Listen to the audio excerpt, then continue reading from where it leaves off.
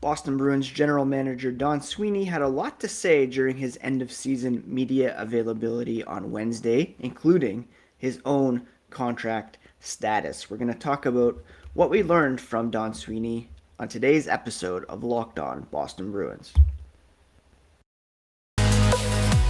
You're Locked On Bruins, your daily podcast on the Boston Bruins. Part of the Locked On Podcast Network, your team every day.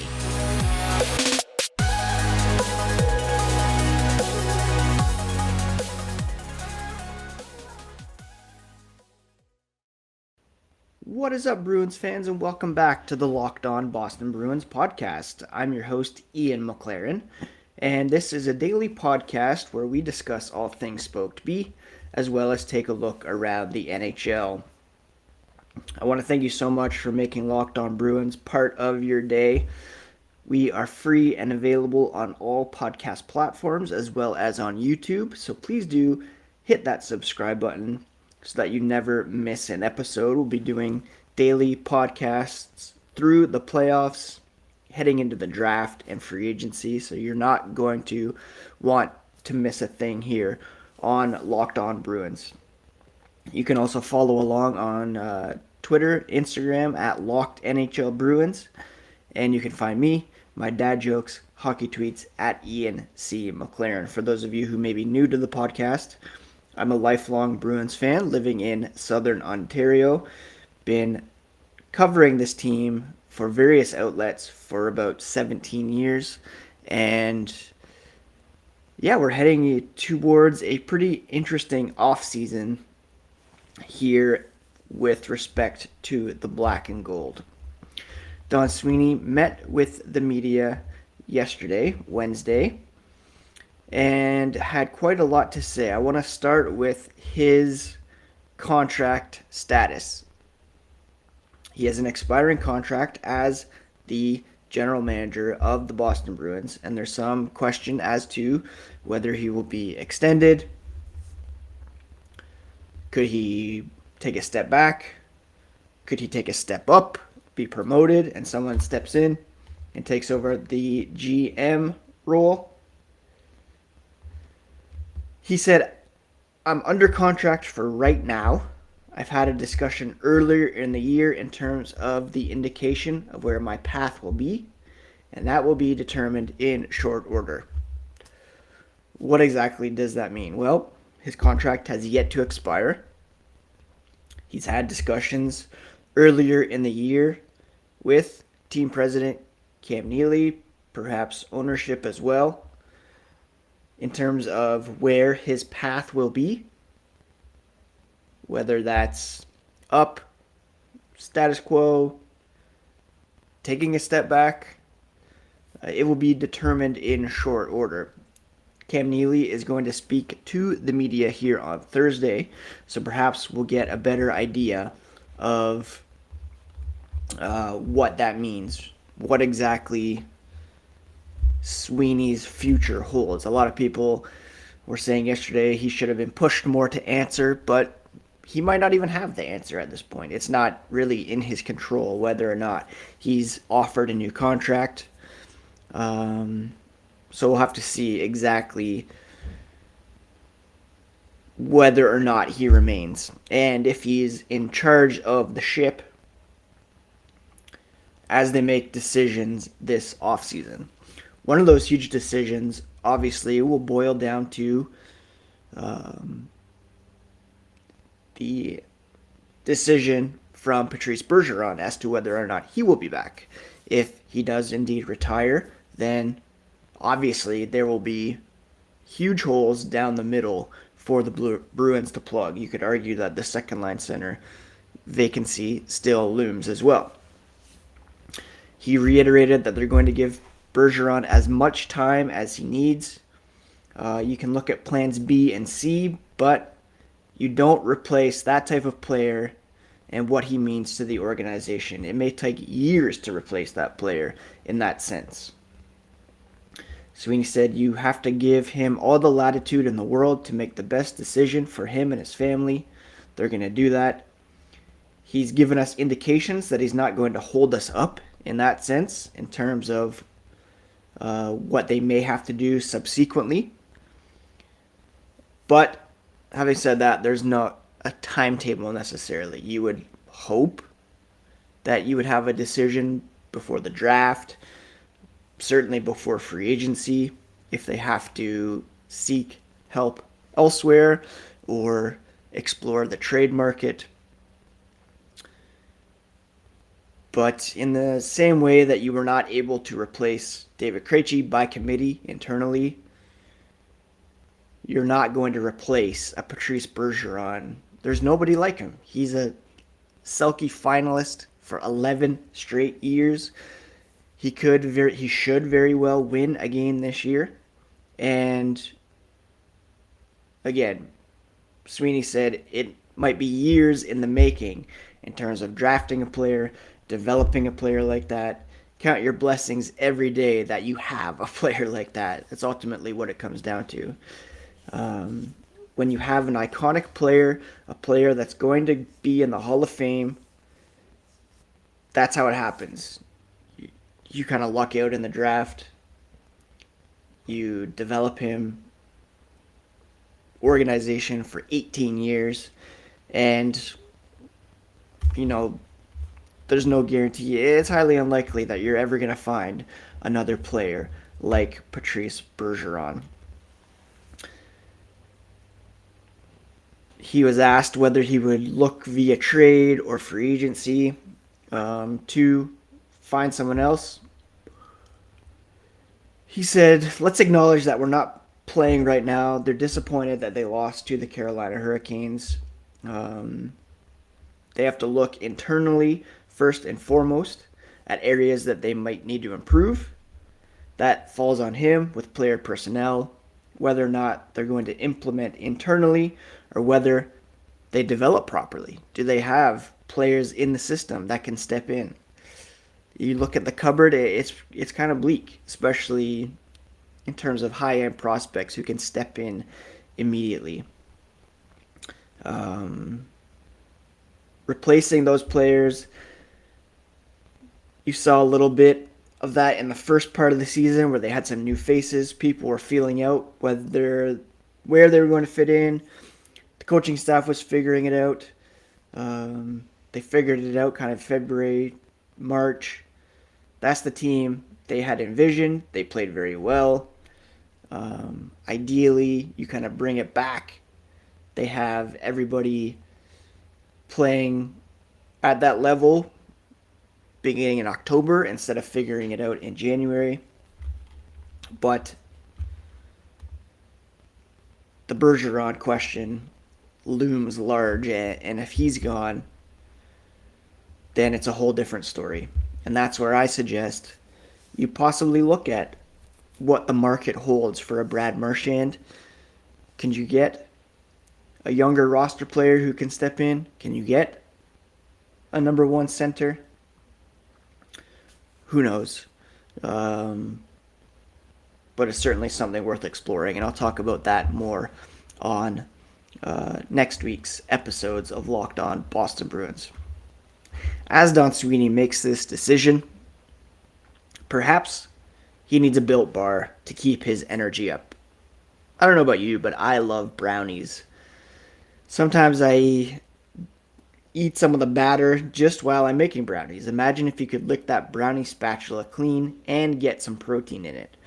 Well, you're in luck because Built has a new creation, and this one is better than ever, the Brownie Batter Puff. You heard me right. This puff takes protein bars to a whole new level, and they're available right now at Built.com.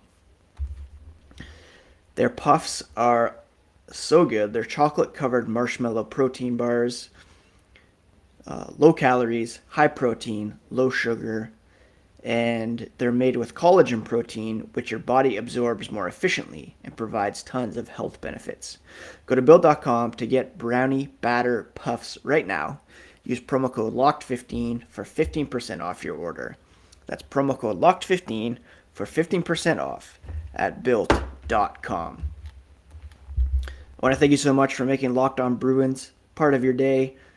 For your next listen, check out the Locked On Now podcast, nightly recaps of every NHL game with analysis from our local experts. free and available wherever you get podcasts. Now, Don Sweeney was asked yesterday about David Krejci, whether or not he has spoken to him, the possibility of him coming back. He said not recently. David Pastrnak has gone over to play in the World Championship alongside Krejci for Czechia. Sweeney said, knowing how close they are, I'm sure there will be a conversation that will maybe trickle back to him. He kept in touch with David and his camp throughout the year. He had hard decisions to make in terms of promises he made to his family overall. Ultimately decided to stay and see it through. That's referring to possibly coming back for the stretch run. At some point, if he decides he wants to return, hopefully he gets a call and they can have a conversation, but he's not gone down that path for several months. He values playing the game and being highly competitive. He was highly productive playing for his hometown team. He would probably come back seamlessly to the Bruins and fit in with what they're trying to accomplish, but it's incredibly hypothetical, and he'll cross that bridge if and when it's presented. From my perspective, I don't see that happening. Krejci had the chance to re-sign with the Bruins after Taylor Hall was re-signed. He chose to honor his family, to take them home so that his kids can have a relationship with his parents. He had an opportunity to come back for the playoff drive, chose not to. I don't see how things are going to change at this point as well. They're even more settled over there. I don't think his desire to be close with family has disappeared after 1 year. His kids are in school. It wouldn't be very fair to them to, kind of transition them back to the States and all that. I just don't see that happening.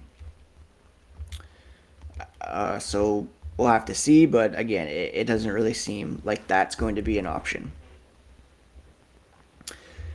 Speaking of Pastrnak, he was asked about a contract extension for him. He's eligible to re-sign beginning July 1st. He has some time left on his contract, 1 season left, I believe, and he will need, certainly, a contract extension. 1 season left, $6.67 million, certainly in line for a raise. It's a general conversation that he has had in terms of signing at the earliest possible opportunity. Obviously, mutual interest between Pastrnak and the Bruins. They'll dive right into it this summer, and there's never been an indication that Boston is not where he wants to play. He wants to win. He's obviously a great player, an important player, and they'll attack it like they've done with all the other players who feel the same way. When it comes to Jake DeBrusk and his trade request, he said he doesn't think things have changed in terms of DeBrusk wanting a change of scenery, other than he's definitely happier. His mental health has certainly improved, which is great. Life has improved an awful lot. COVID protocols have ended for the most part, and things are a bit more back to normal. And he's also playing great. And he deserves a lot of credit for that. He went out, he performed. Perhaps it's a clearer headspace. Perhaps it's just not really thinking about things. Now he's going to take some time to reevaluate. Maybe realize that he peeked over the neighbor's yard and the grass is not necessarily greener. And his lawn is looking pretty damn good too. But players have their own right. Sweeney said he knows what DeBrusk is capable of. He showed that again this season with the 25-goal campaign. Everybody would like to hold all of our guys to that standard, and to his credit, he went out and performed and played very, very well. So at the moment, doesn't seem as though that trade request has been formally rescinded, but hopefully they can work it out. He was asked if he's looking for more offense and if they should sacrifice defense for more offense. He said he doesn't think they're going to stray from a foundational standpoint. Carolina used their back end in the offensive blue line a little more systematic where they have more time, but he thinks the Bruins have to find a way to contribute offensively from the back end. Doesn't always have to be driving, but he does believe that with McAvoy, Lindholm, Grzelcyk's shoulder was bad, so maybe not as effective, but they have to be able to contribute in that way. A five-man mentality, not just going to start from the goal line. It's great to be idealistic, he said, and say every clean breakout leads to a great transition play through the rush, and that's what forwards want. But when the other team does what they're supposed to do, that doesn't necessarily present itself. So how do you create in zone? Earlier in the year, they weren't creating as well cycle-wise, and then they got much, much better getting to the interior. Taylor Hall transformed his game a little bit, going to a net front and doing a pretty good job there. Basically, they're just trying to find that balance. They all knew depth scoring needed to improve, and it did throughout the year. It fell off at perhaps the most critical time of the year against a really good team. And it's on him to find guys that can score at a higher rate with one chance as opposed to needing 15. It's a difficult exercise, though. They all go hand in hand in terms of how they want to play. Pockets of the game they can continue to improve upon. And that's what head coach Bruce Cassidy and their discussions say, okay, where do you want to give? Do you want that transition game? Do you want a more offensive possession game, cycle game? If you're hell-bent to just try to tilt the ice all the time, you're going to have to trade it off somewhere. And you might want to wish your goalies luck at the start of the year if you're going to play that way. If your defensemen are always going to be active, always pinching. We saw that in the series, that Grzelcyk pinch in, I think it was game 1, that led to a direct goal against. So it's how much offense do you want from your blue line versus how much do you want them to kind of protect your own zone and get the job done as they have. So that might be a philosophical difference between the coach and the general manager. Whether or not that's divisive, I don't think so. I think they can, work it out and come to some sort of agreement. But there's definitely a question as to whether it's personnel-based or system-based and who takes the blame for that lack of secondary scoring. Is it the general manager for not bringing in the players, or is it the coach for not getting everybody active enough in the offensive process? And that's something that will have to be worked out behind the scenes. Now, before we get to a couple other things that Don Sweeney had to say, a quick word about BetOnline. Our partners at BetOnline continue to be the number one source for all your betting needs and sports info. You can find all the latest odds, news, and sports developments, including this year's basketball playoffs, Major League Baseball scores, fights, and even NFL futures. BetOnline is your continued source for all sporting wagering information, from live betting, playoffs, esports, and more. Head to the website today. Use your mobile device to learn more about the trends in action at BetOnline, where the game starts. Don Sweeney was asked if he's looking for a power forward type.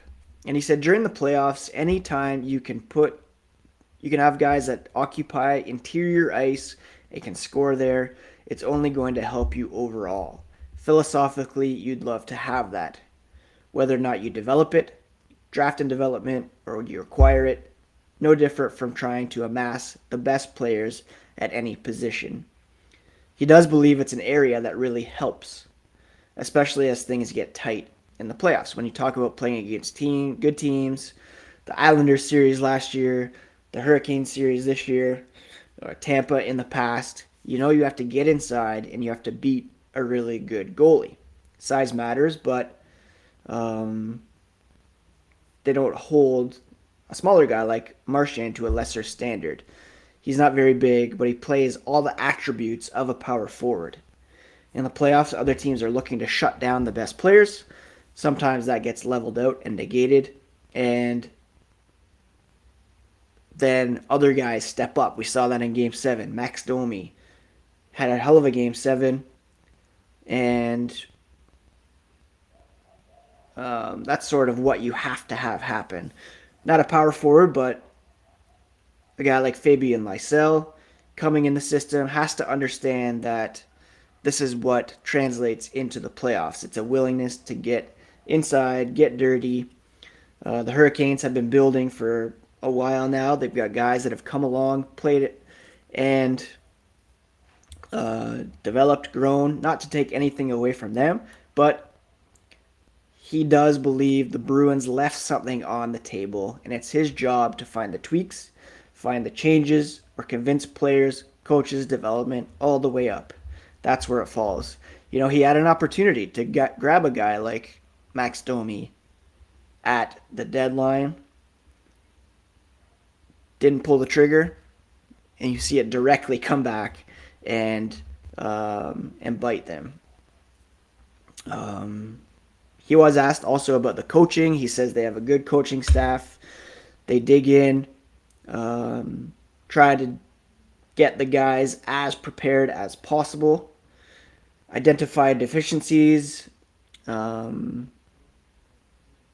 all want to add the absolute right pieces, and at times they were doing it well, at times they're falling short. But as a staff, the coaching staff attacks the areas of the game.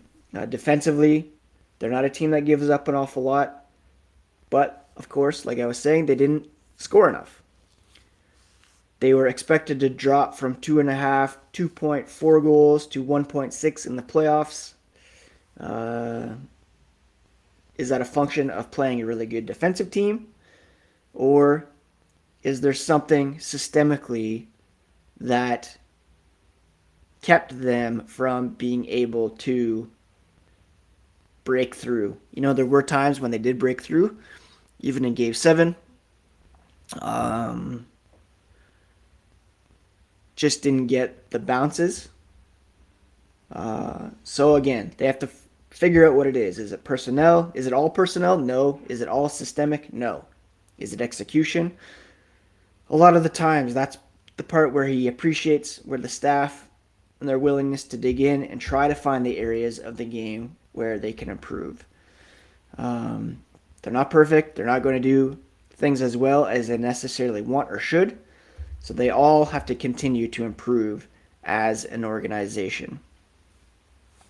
He said he's been around in Boston long enough for people to know in terms of pressure and what he's going to lump in himself and hold himself accountable. The Jacobs family, the organization, the history of the Bruins, the standard that they're being held to is exactly what he aspires to, and that's winning. To be perfectly clear and honest, he said it's the aspiration to be the best in class on and off the ice. And when they're not, they want to hear about it. There's criticism. He doesn't necessarily feel it's all constructive, but it's appropriate when you're not held to, or you don't live up to the standards that you have. He stood up there yesterday and said if he can put the best team together, if Patrice wants to continue to play, the mindset that they aspire to uphold is winning. What they've tried to do over the course of the last several years is remain competitive and to leave it all on the table. They didn't accomplish what they had hoped to do in the course of the season. Only one team does, but they continue to aspire to be that team. You're going to go through pockets, you're going to go through cycles, ups and downs, but the standard is always there to be a really competitive group. They've been competitive, they want to remain competitive and play the right way, and that's what they're going to try and do. They think they have the building blocks in goal and on the back end with Swayman, Allmark. You're building around McAvoy, Lindholm, Grzelcyk, Carlo. Those are some really good building blocks. But if you lose a player like Bergeron, then there's obviously a hole there. Might take some time to fill that in at center. Might take some time to draft a player, develop a player, put them in that situation. So, to sum this all up, obviously a lot of it is going to fall on whether or not Patrice Bergeron decides to retire. If he does, then the Bruins obviously have a huge hole to fill down the middle. Can they do that via free agency, via trade? We'll explore who's available, but there's guys like Evgeny Malkin, Claude Giroux. Who else? Mark Scheifele might be available in Winnipeg. Nazem Kadri will be a free agent. Not a deep group, but there's some players there. There's some players who may be available via trade. But first, it's giving Bergeron time to make his decision and then going from there. And hopefully it's done before, free agency, trades, the draft, and such. But a lot of it boils down to that. And who's making these decisions? Hopefully we'll get some clarity from Cam Neely today when he meets with the media and see how things are going with regards to Sweeney remaining general manager. I believe he will be back. I believe Cassidy will be back. And, a lot of interesting things said from Sweeney. The big question is Bergeron, and then also kind of balancing the personnel that you have with the system that you're trying to implement and how to get that scoring up. Anyways, this is a longer episode because Don Sweeney said a lot of stuff yesterday. I hope it was insightful, and I'll be back tomorrow to recap what Cam Neely said today to the media. Hope you're all doing well. We've got softball tonight if the rain holds off. And maybe check out the latest episode of The Staircase on HBO Max, which I'm really enjoying. Thanks again for tuning in, friends. We'll talk to you again tomorrow here on the Locked On Boston Bruins podcast, part of the Locked On Podcast Network, your favorite team every single day.